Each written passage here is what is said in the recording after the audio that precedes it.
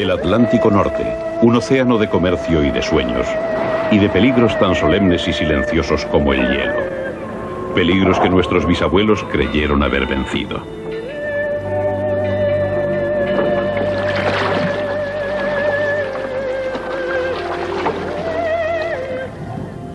En 1912 zarpa el barco más grande de todos los tiempos, pero lo destruye en su primer viaje un iceberg.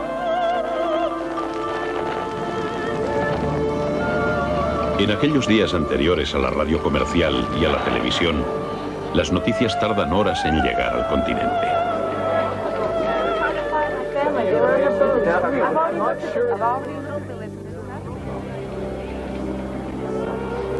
Esta es la historia del Titanic, que perteneció a una época deslumbrante por su elegancia y aún viva por su dolor.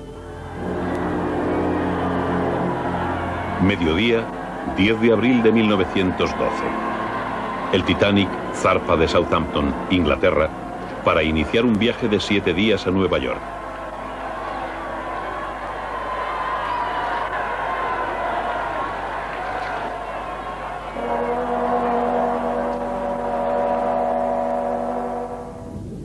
El Titanic está bajo las órdenes del capitán Edward J. Smith, un respetado marino inglés con 40 años de experiencia.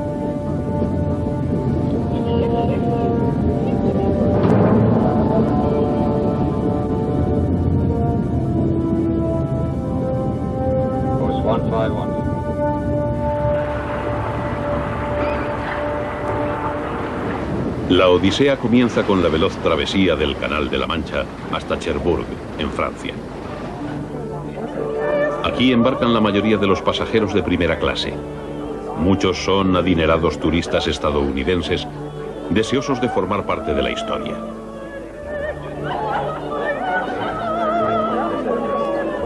Los viajeros, impresionados, ya lo llaman especial millonarios. Tiene piscina, gimnasio, un café con terraza parisina y camarotes amueblados con antigüedades francesas.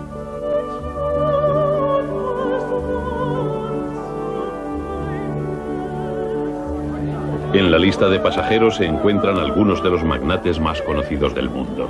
John Jacob Astor, Benjamin Guggenheim, todos hombres de incalculables fortunas.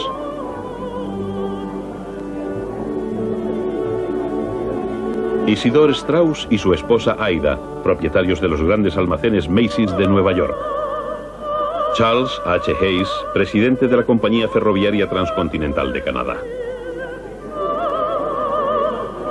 Altos funcionarios como el mayor Archibald Bott, asesor y confidente del presidente William Howard Taft.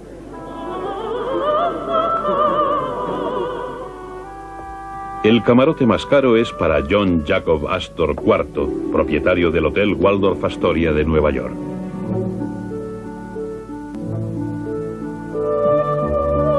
Pero su reputación se ha visto empañada por un escandaloso divorcio y un nuevo matrimonio con la joven de 19 años Madeleine Force. Ahora, con Madeleine embarazada de 5 meses, Astor decide regresar en el Titanic para reclamar su lugar entre la alta sociedad de la costa este norteamericana. De Cherbourg, el especial Millonarios navega hasta Queenstown, Irlanda, para embarcar a pasajeros de una clase social muy inferior. Son emigrantes que huyen de la pobreza y la desesperanza.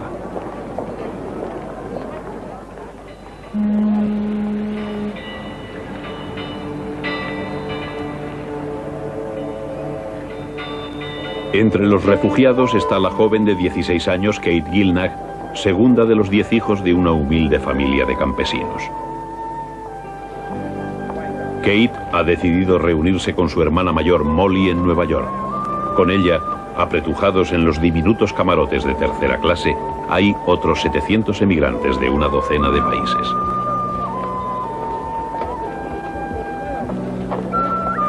Cada camarote tiene 4 camastros con un lavabo, jabón y toallas a compartir. Estos pasajeros más pobres son alojados en las bodegas, 4 pisos más abajo de la cubierta de los Millonarios, separados con cuerdas y normas del resto del pasaje para evitar que contagien a los privilegiados las enfermedades de los destituidos. De hecho, los propietarios del Titanic cuentan con los viajes de inmigrantes para obtener beneficios.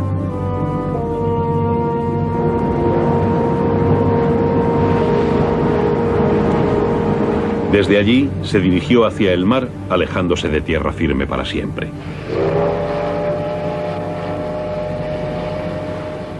Camino de Nueva York, el Titanic personifica las ambiciones de su propietario, el gigante capitalista John Pierpont Morgan, ya famoso y temido por comprar compañías de ferrocarril y de acero, que ahora busca el dominio de los mares.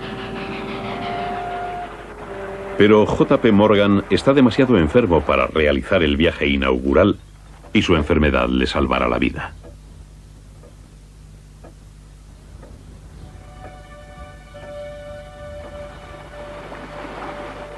Las rutas marítimas del Atlántico Norte están salpicadas de gigantes icebergs y placas flotantes de hielo. Pero los propietarios de la nave han pedido al capitán que realice una travesía rápida.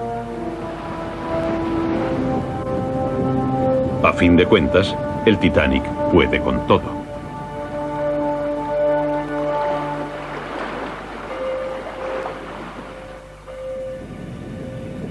Thomas Andrews, el ingeniero jefe, inspecciona las máquinas.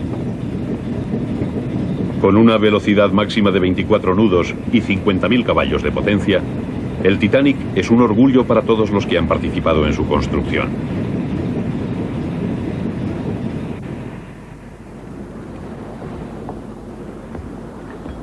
Durante los 4 primeros días es un viaje idílico. Los pasajeros se adaptan a la rutina del barco.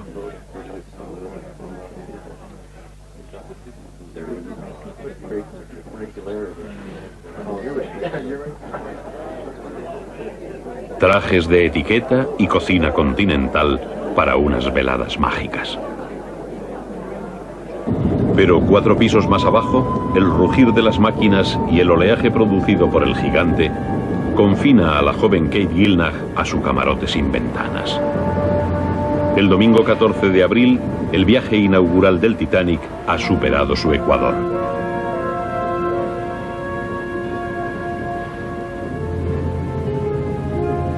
El capitán Smith y el ingeniero Andrews acuerdan poner el barco a toda velocidad al día siguiente.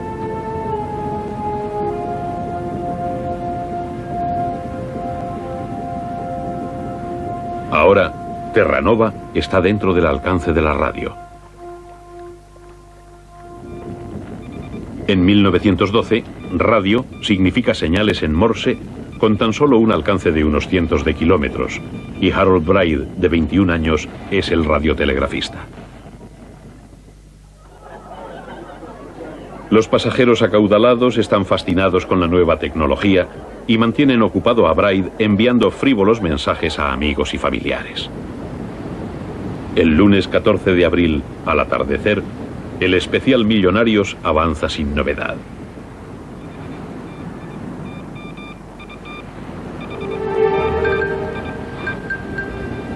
A las 10:25 de la noche, un radiotelegrafista recoge una desesperada llamada de auxilio en Terranova. Come at once.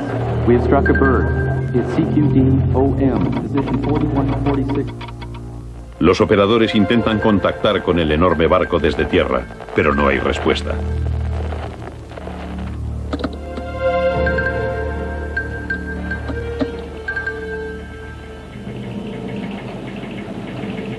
Envían un telegrama con la noticia a Halifax y desde allí a Nueva York.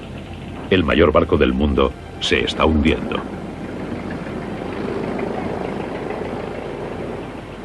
En la sede del New York Times, el director ejecutivo Carl Van Anda debe decidir si significa el final del barco y decide publicarlo en portada.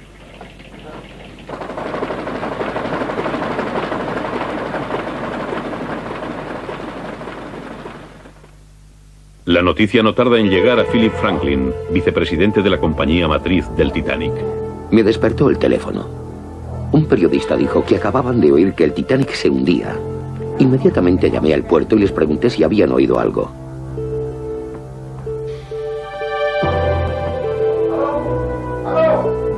Franklin pasa las siguientes horas llamando frenéticamente para obtener más información.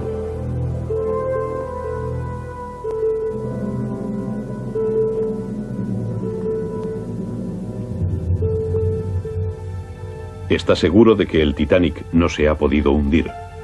Envió un telegrama al Olympic, su barco gemelo, pidiendo más información.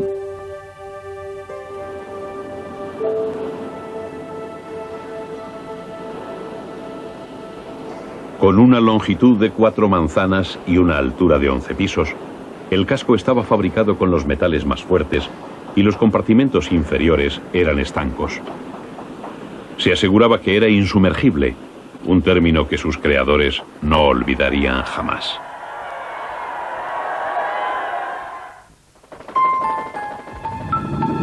El 15 de abril de 1912, Nueva York y el mundo entero supieron que había ocurrido lo imposible.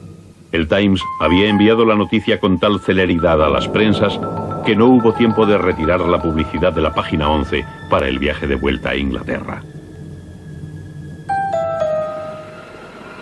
En Nueva York, otros directores se burlaron del Times por publicar un rumor, pero la noticia se fue extendiendo y pronto las oficinas de la compañía marítima White Star en Broadway empezaron a recibir numerosos y preocupados visitantes.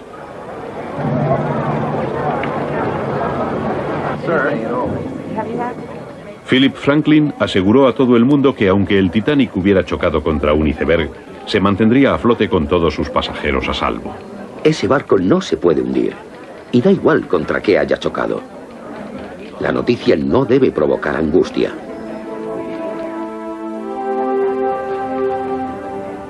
Mientras Franklin repasa la lista de pasajeros, le asalta un horror inconcebible: la pérdida de más de 2000 vidas.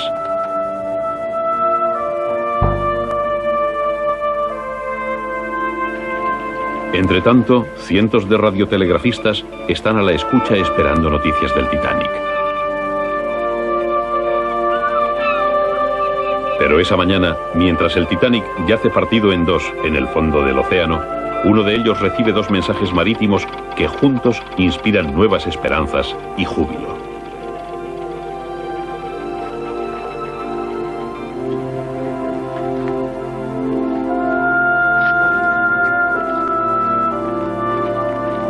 A mediodía, la pesadilla de Philip Franklin se ve interrumpida por la mejor noticia imaginable.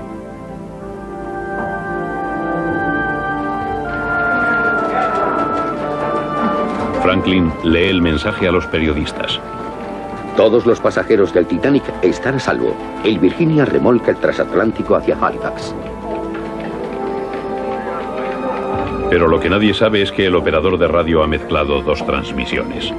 Una, que están remolcando un viejo petrolero hacia Halifax, y otra, que los pocos supervivientes del Titanic están a salvo a bordo de un barco de rescate.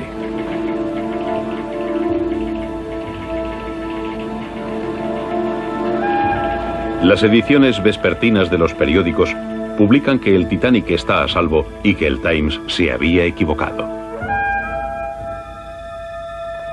El lunes, Europa se acuesta segura de que el hundimiento del gran transatlántico no es más que un espejismo.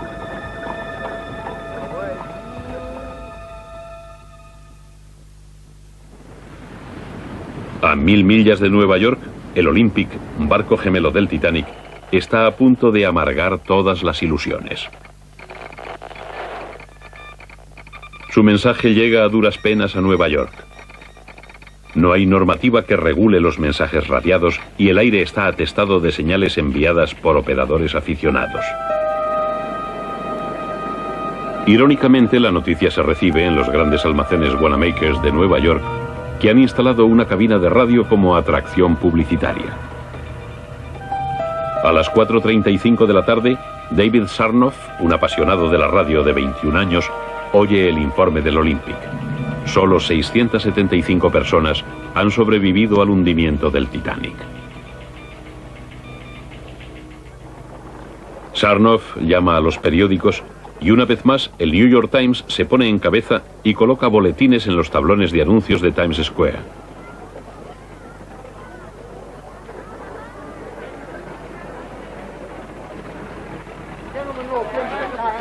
En las oficinas de la compañía White Star, los periodistas rodean a Philip Franklin, sedientos de detalles. Pero este mantiene su sueño. El Titanic no se ha podido hundir porque no se puede hundir.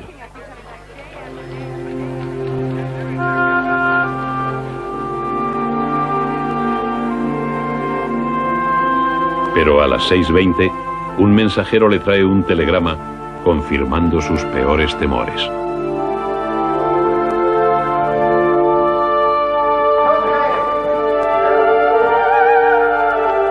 Solo pude leer la primera línea y media, donde decía: el Titanic se hundió a las 2 de la mañana.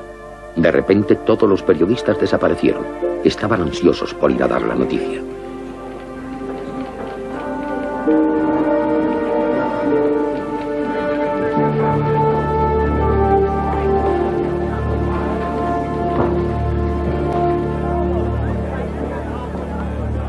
Al anochecer, angustiados familiares de muchos ilustres pasajeros empiezan a llegar a la compañía White Star. Uno de los primeros es Vincent Astor, hijo de John Jacob Astor.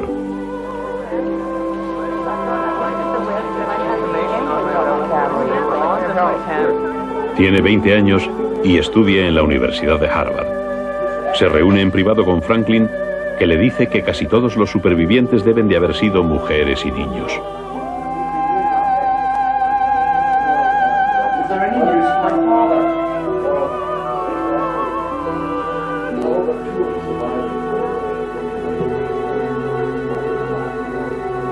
Lo que Franklin no sabe es que han sobrevivido más de 100 hombres.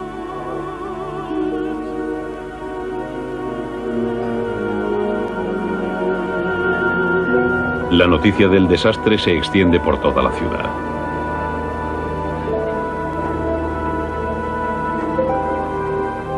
Antes de medianoche, un angustiado presidente Taft envía un telegrama preguntando por su amigo, el mayor Archibald Butt.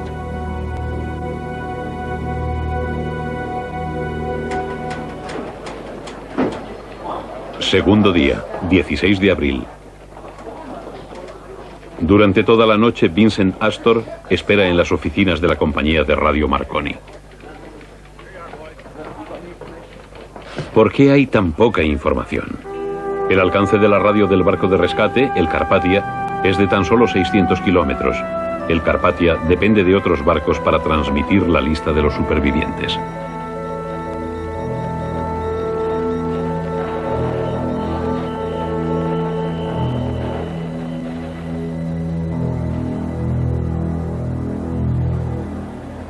Al amanecer del martes se distribuye la primera lista de supervivientes por toda la ciudad. Tiene 125 nombres, 27 de los cuales son hombres.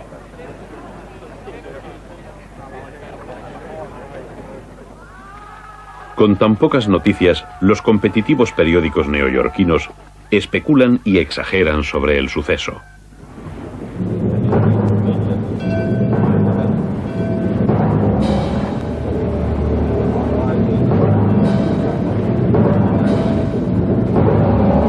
Los pasajeros del Titanic han debido de ser violentamente zarandeados y muchos estarán heridos. Mientras sacaban los botes salvavidas, la sangre guerrera de los oficiales británicos se puso de manifiesto. Iban armados con revólveres para contener a los aterrados pasajeros varones. La oscuridad y la niebla empeoró las cosas. No hay duda de que cuando se lanzaron los botes salvavidas estaban sumidos en la más profunda oscuridad. Pero a la tenue luz de los quinqués, los oficiales del Titanic apartaban a los cobardes y ayudaban a mujeres y niños a ponerse a salvo. Los relatos de los periódicos son estremecedores, terribles y falsos casi en su totalidad. Pero el mundo se transfigura en una comunidad global de dolor, fascinación y temor.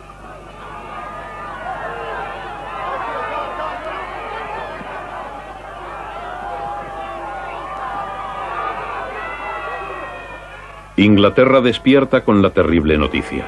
La multitud rodea las oficinas de White Star. Lloyd's de Londres, la compañía aseguradora, se tambalea a causa de las fuertes pérdidas.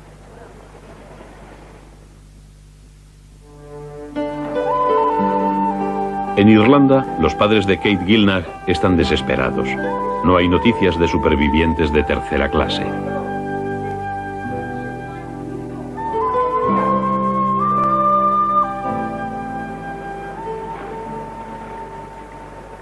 A mediodía, la desesperación llega a Francia. John Pierpont Morgan está en Aix-en-Provence, donde se entera de la noticia la víspera de su 75 cumpleaños.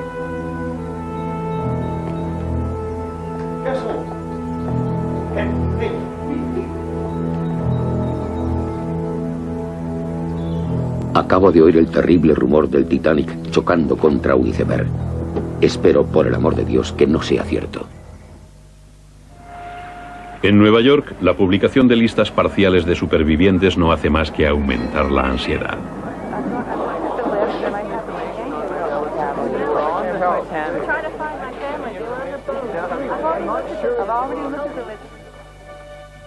Pronto, al dolor personal se une la indignación pública. Las leyes británicas permitieron que el superbarco zarpara con botes salvavidas solo para la mitad de los pasajeros.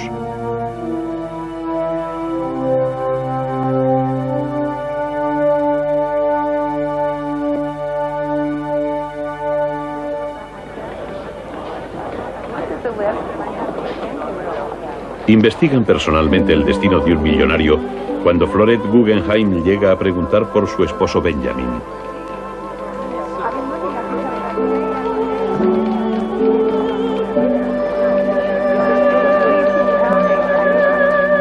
Benjamin Guggenheim es un magnate minero con una fortuna calculada en 85 millones de dólares libres de impuestos, que durante los últimos 8 meses ha estado en París acompañado de una de sus muchas queridas.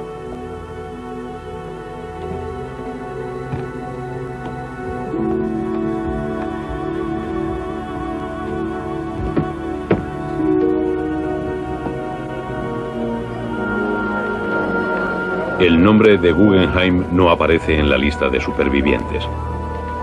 Cuando se entera, Florette mantiene la entereza y habla a los periodistas sobre la falta de botes salvavidas.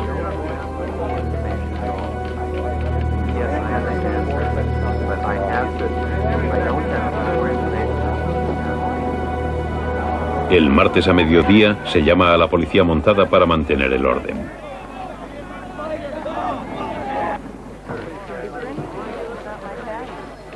Llegan docenas de familiares de los pasajeros emigrantes. Los oficinistas no pueden decirles nada. El Carpathia ha ignorado las preguntas sobre las clases más bajas.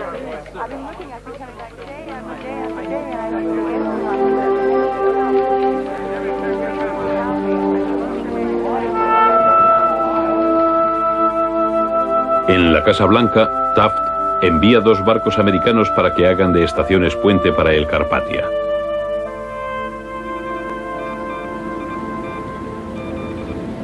Pero a Taft también le enfurece que unas horas antes mensajes manipulados sugirieran que el Titanic estaba a salvo, y declara que Washington debe regular la naciente industria de las telecomunicaciones.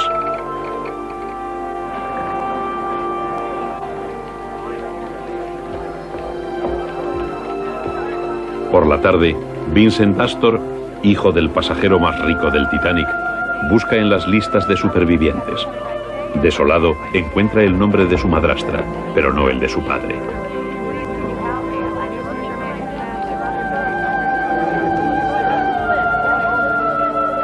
Ahora, al finalizar el martes, en la estación de radio de Cabo Reis, en Terranova, reciben un lúgubre mensaje desde el Atlántico.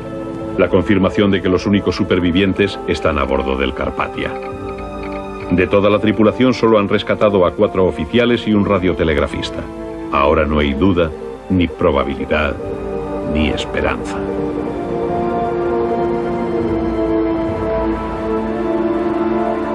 A 600 millas de la costa estadounidense, el Carpathia avanza lentamente hacia el oeste, con los supervivientes a bordo.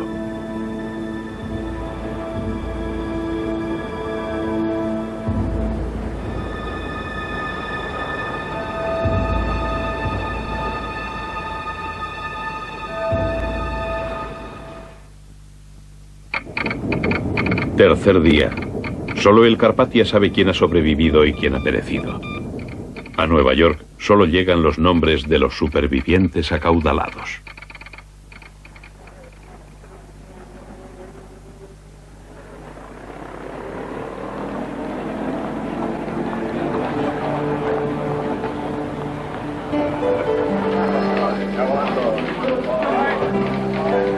En las oficinas de White Star, Molly Gilnach no sabe si su hermana Kate, de 16 años, está viva o muerta.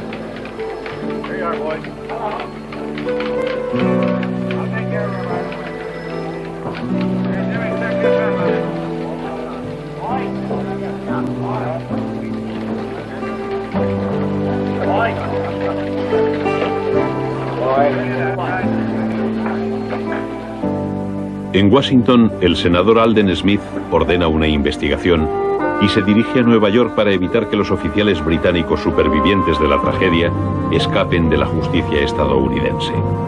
En Wall Street, el valor de las acciones de la compañía de radio Marconi pasa de 50 a 350 dólares.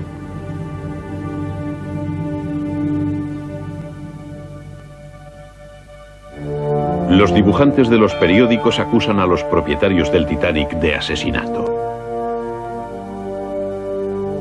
Periodistas y familiares desesperados llegan de todo el continente a Nueva York.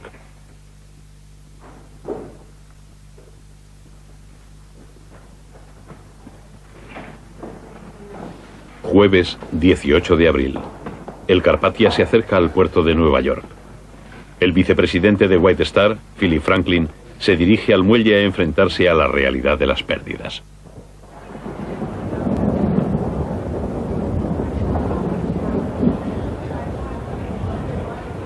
Allí hay 40.000 espectadores, además de cientos de policías y todos los médicos y enfermeras que están fuera de servicio de la ciudad. J.P. Morgan prohíbe la presencia de periodistas en el muelle y estos alquilan remolcadores. El joven Vincent Astor intenta salir en su yate a recoger a su madrastra Madeleine, pero le niegan el permiso. Ricos y pobres tienen que esperar juntos.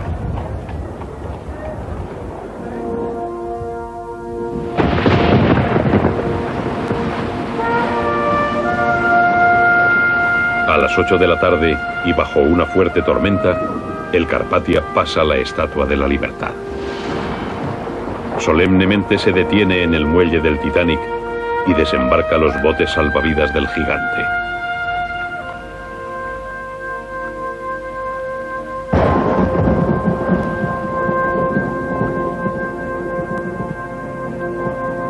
Y ahora, cuando los aturdidos y debilitados pasajeros llegan por fin a tierra, el silencio se ve interrumpido por algunos gritos de júbilo y el llanto amargo de los que no encuentran a nadie.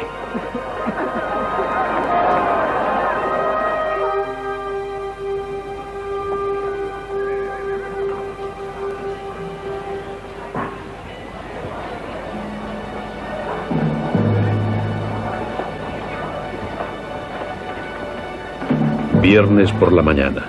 En los muelles hay un perverso estado de jovialidad. Los camareros del Carpathia posan para las cámaras. Al capitán del Carpathia y a su tripulación los aclaman como héroes. Algunos de los supervivientes son auténticos misterios. 2 niños franceses desembarcan sin nombre y presuntamente huérfanos. La exclusiva del siglo es del New York Times. El operador de radio Harold Braid ha sobrevivido sujetándose a un bote salvavidas volcado. Una gran ola se llevó el bote. Yo me había sujetado a la anilla de un remo y me llevó con él. Lo siguiente que recuerdo es que estaba en el bote y este estaba boca abajo. Por $1000 ha vendido su increíble historia a un periodista del Times.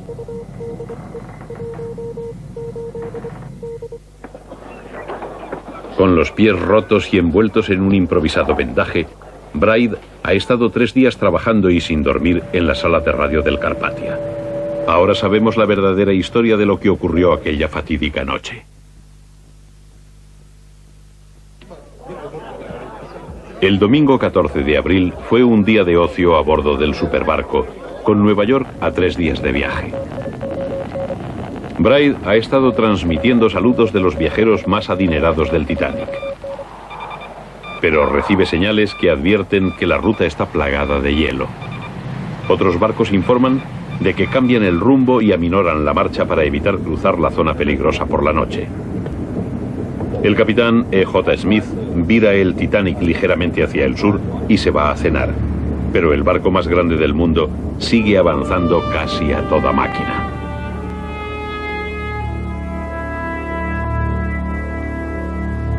A las 11:35, en una noche despejada, tranquila y sin luna, el Titanic se encuentra con su destino. Los vigías descubren un iceberg justo delante. Inmediatamente el primer piloto, William Murdoch, ordena un brusco viraje y da marcha atrás a toda máquina. Es un error fatídico. El iceberg araña todo el costado del barco.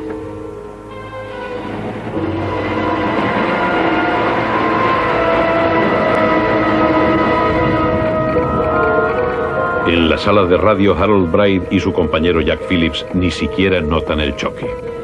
Ni siquiera sentí el golpe. Estaba con Phillips y el capitán asomó la cabeza por la puerta y dijo: hemos chocado contra un iceberg y he ordenado una inspección para ver los daños. Más vale que se preparen para enviar una petición de ayuda.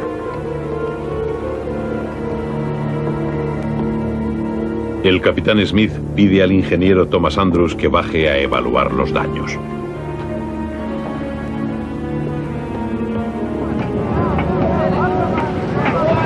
Ya hay agua en las bodegas de carga y está entrando en la sala de calderas número 5. Horror. Si el agua fría llega a las calderas, explotarán.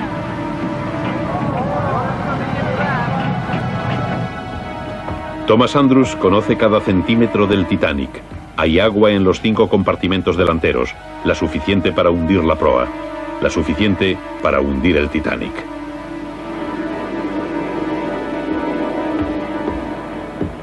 Andrews regresa al puente con la trágica noticia. Al barco le quedan menos de 2 horas de vida.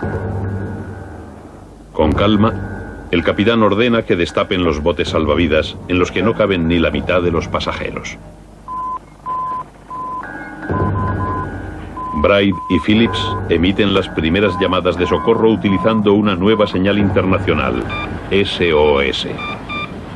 El Carpathia promete ayuda, pero tardará 4 horas en recorrer 60 millas plagadas de icebergs y placas de hielo. Phillips me dijo que fuera corriendo a decirle al capitán que el Carpathia había contestado. Me abrí paso entre la multitud hasta su camarote. En las cubiertas hombres y mujeres luchaban por salvarse. El Titanic empieza a hundirse por delante. En la bodega hay 10 metros de agua y el tiempo se acaba. Se ordena a la tripulación que despierte y organice a los pasajeros. El camarero James Etches llega al camarote del millonario Benjamin Guggenheim. Le coloqué un chaleco salvavidas al señor Guggenheim. Dijo que le hacía daño en la espalda y como había tiempo se lo quité, lo ajusté y se lo volví a poner. Galantemente, Guggenheim y su asistente ayudaron a mujeres y niños a subir a los botes. El señor Guggenheim gritaba: «Mujeres primero», y fue una gran ayuda para los oficiales.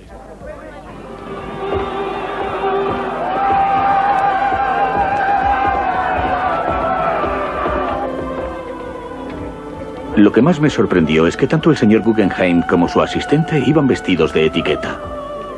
Llevamos nuestras mejores ropas, dijo él. Y estamos dispuestos a morir como caballeros. Si me ocurriera algo, dígale a mi esposa en Nueva York que he hecho lo posible por cumplir con mi deber.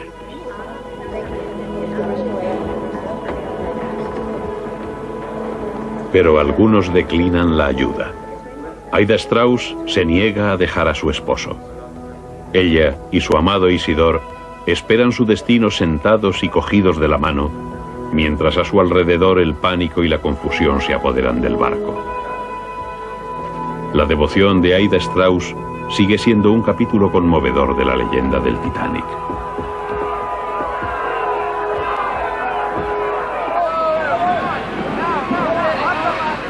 En las bodegas el daño es irreversible. Un miembro de la tripulación muere en el torrente. Es la primera víctima mortal.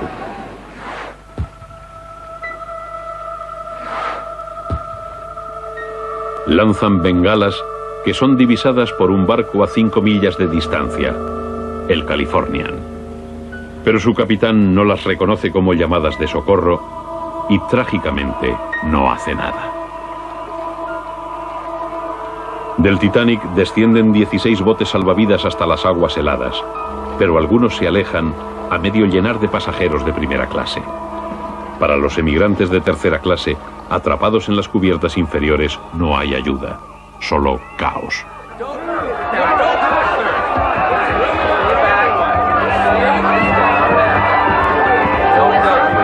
Kate Gilnach estaba en las entrañas del Titanic. Sintió el iceberg al momento. Standing on the steerage, third class they call it, and then we couldn't get up to second. And of course, then there was one man with us, and he was our guardian angel, and he said, "For God's sake, let the women up."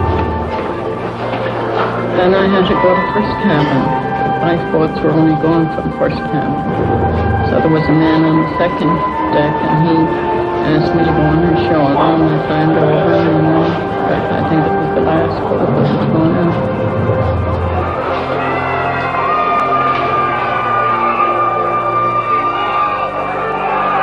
Kate es uno de los pocos pasajeros de tercera clase que se salvaron, uno de los pocos emigrantes que sobrevivieron para hacer sus sueños realidad.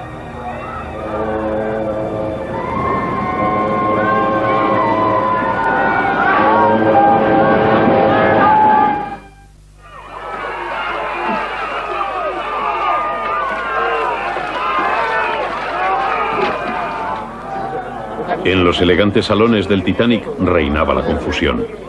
John Jacob Astor se enfrenta al capitán Smith, que le ordena llevar inmediatamente a su esposa Madeleine a uno de los botes salvavidas.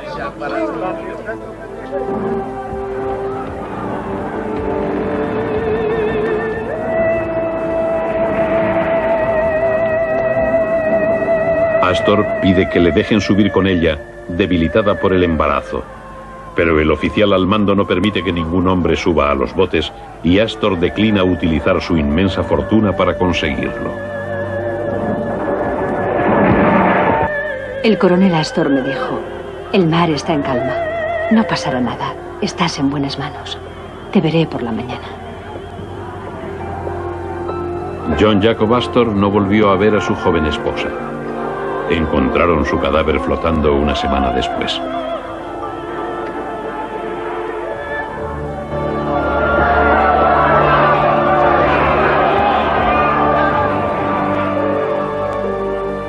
A la 1:55 de la mañana la popa del Titanic se alza en el aire, pero a bordo aún quedan 1.500 personas.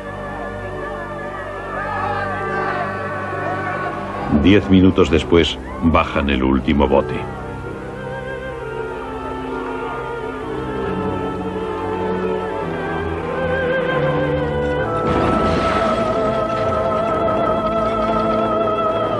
Harold Bride y Jack Phillips permanecen en sus puestos mientras el agua va inundando la sala de radio. Jamás olvidaré el trabajo de Phillips en los últimos y terribles 15 minutos. Después oímos la voz del capitán. Muchachos, han cumplido con su deber. Ya no pueden hacer más. Abandonen el camarote y sálvese quien pueda.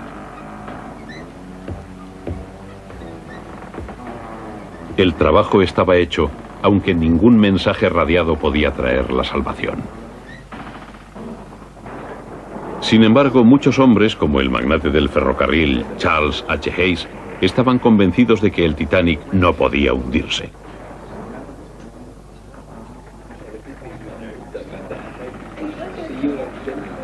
Después de ayudar a mujeres y niños a subir a los botes, el mayor Archibald Butt regresa al salón de fumar a jugar una última partida de cartas.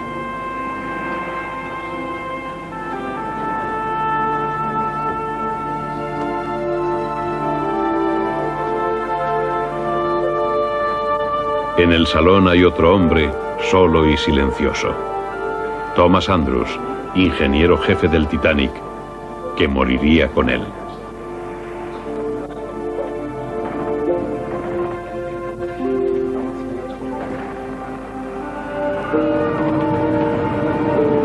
A las 2:18, con 1.500 pasajeros, oficiales y tripulación de todas las clases y religiones aún a bordo, el barco más grande que se ha construido jamás se rinde al Atlántico. Harold Bride, que se ha visto arrastrado a las aguas heladas, es testigo de los últimos momentos. La imagen del barco era preciosa. Humo y chispas salían por las chimeneas. Fue girando sobre la proa. La banda seguía tocando. Supongo que toda la banda se ahogó. Todo lo que queda es el mar en completa calma, unos botes salvavidas y las súplicas de ayuda de los que se ahogan. Los gritos de los moribundos continuaron durante horas, acompañados del eco de las voces de un bote salvavidas perdido entre el caos y los restos del naufragio.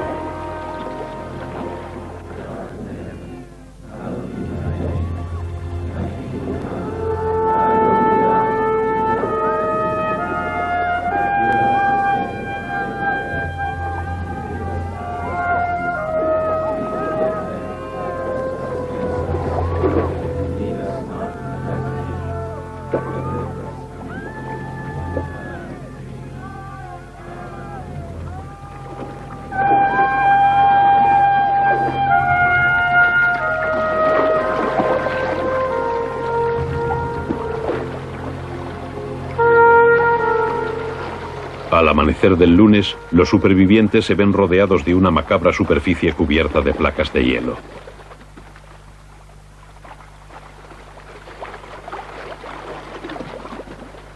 A las 4 de la mañana del 15 de abril, el Carpathia inicia su penosa tarea de rescate. Preparado para acoger a 3.000 personas, solo encuentra 15 botes salvavidas con unas 700.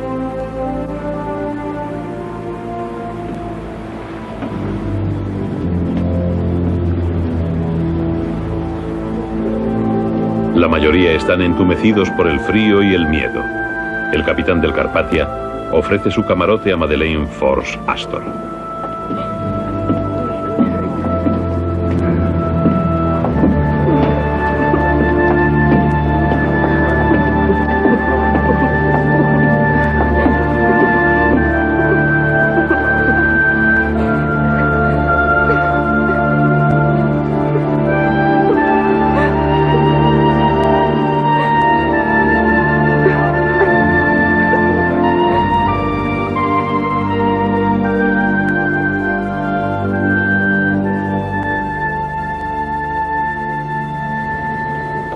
Bride se ha roto los 2 pies en su milagroso escape. Pero antes de que termine el día estará de nuevo trabajando en la sala de radio del Carpathia, transmitiendo los nombres de los supervivientes.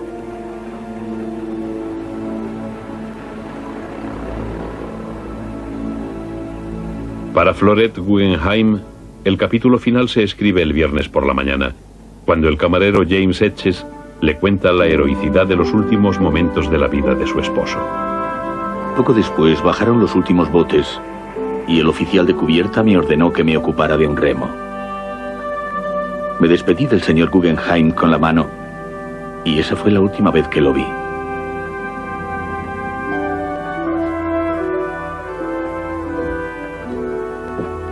Las infidelidades de Guggenheim se olvidarán.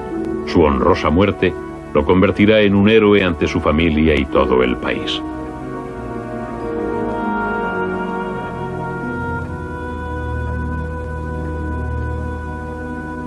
Kate Gilnach se reúne con su hermana Molly y se hacen una foto para tranquilizar a sus padres en Irlanda.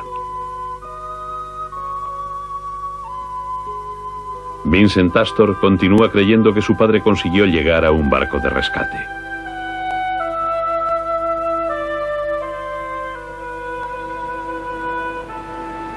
Pero los días siguientes terminan con toda esperanza y llega el terrible momento de repatriar los cadáveres. Un barco forense zarpa de Halifax, Canadá, para recuperar los cuerpos. El Mackay Bennett zarpa con una lúgubre carga, 100 ataúdes de pino y 100 toneladas de hielo.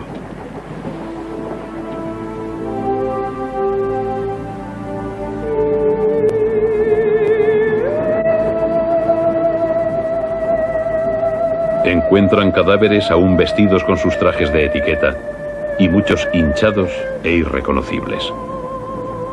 Incluso muertos, los pasajeros de primera clase reciben el mejor trato. Son embalsamados y metidos en ataúdes. A los demás los meten en bolsas de lona o los arrojan al mar. El barco de los muertos regresa a Canadá. Una pista de patinaje se convierte en depósito de cadáveres improvisado, lleno de cajas, cada una con 3 cuerpos. Algunos los reclaman sus familias, que se los llevan a casa. Otros muchos los entierran en Halifax, terminando su viaje en tierra canadiense.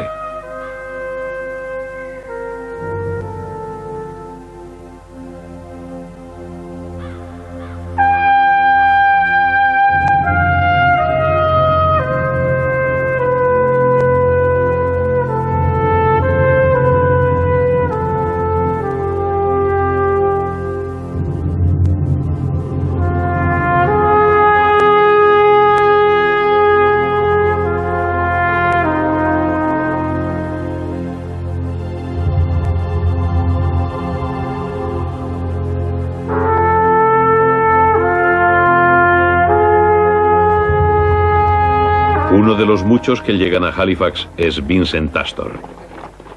Recupera el cuerpo de su padre, al que reconoce por un anillo de platino y los $4,000 que llevaba en el bolsillo.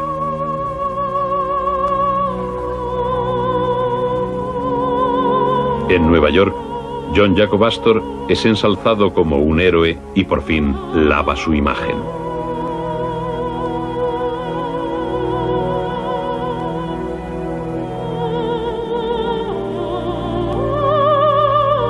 También se resuelve el misterio de los niños franceses que regresan a su país y a su madre después de que hubiesen sido secuestrados por su padre, que falleció en el naufragio.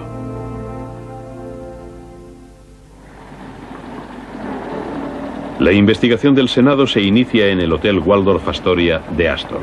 El representante de J.P. Morgan en Nueva York, Philip Franklin, presenta su versión de los hechos. Bruce Ismay, el director británico de la compañía, había escapado en uno de los botes salvavidas y le condenan por no hundirse con el barco como tantos otros. La investigación también condena al Californian y su tripulación por no acudir al rescate del Titanic. El desastre arruina la reputación de su capitán, Stanley Lord. En Inglaterra, otra investigación condena el ansia de la compañía por la velocidad y el lujo y la fatídica falta de atención a la seguridad.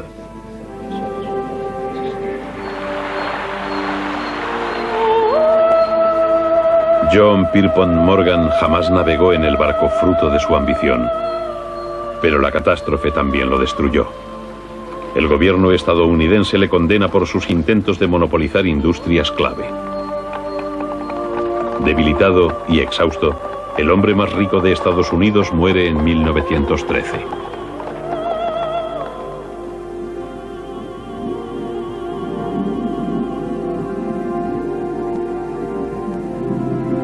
El 15 de abril de 1912, 1.500 vidas fueron sacrificadas a un sueño de velocidad y lujo.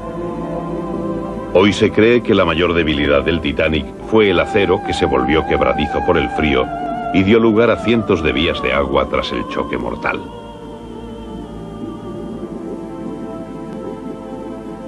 Pero el desastre también dejó un legado positivo. Nueva legislación para botes salvavidas, radios mejores y rompehielos adecuados, así como un nuevo futuro. Vincent Astor heredó $78 millones y vendió el Waldorf Astoria de su padre, que fue demolido y reemplazado por un símbolo del siglo XX, el Empire State Building. Madeleine Astor tuvo un hijo, John Jacob V. Se casó 2 veces más, tuvo otros 2 hijos y murió de un infarto a la edad de 47 años. Kate Gilnach vivió en Nueva York hasta los 75 años, contando una y otra vez en radio y en televisión la historia de su milagroso escape. Oh yes, I was looking at it sinking when we were in the lifeboat, because we were in the lifeboats for 9 hours. And then which ship rescued you? Carpathia. La herencia de Benjamin Guggenheim se repartió entre sus 3 hijas. Peggy utilizó su parte para fundar la famosa colección Guggenheim de arte contemporáneo. Guglielmo Marconi vio cómo la radio se convertía en el primer medio de comunicación de masas del siglo XX.